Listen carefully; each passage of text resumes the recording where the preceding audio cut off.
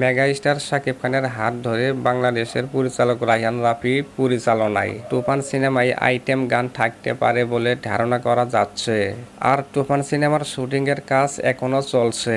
তার মধ্যে শোনা যাচ্ছে তুফান সিনেমার আইটেম গানে থাকতে পারে ইন্ডিয়ান লাক্স মহিজ ঝাঁকি ঝাঁকি খাটো নোরা ফাতেহি। নোরা ফাতেহির একটি শুটিং সেটের ভিডিও ভাইরাল হওয়ার কারণে নেটিজেনরা ধারণা করছেন তুফান সিনেমার আইটেম গানে থাকতে পারেন নোরা ফাতেহি।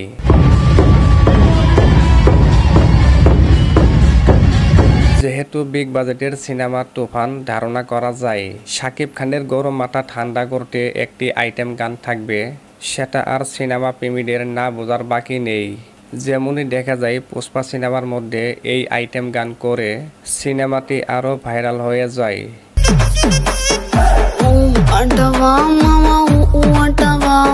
এবং কি যে খাটো আইটেম গান, সেটাও কিন্তু বিশেষভাবে ভাইরাল হয় সোশ্যাল মিডিয়ায়।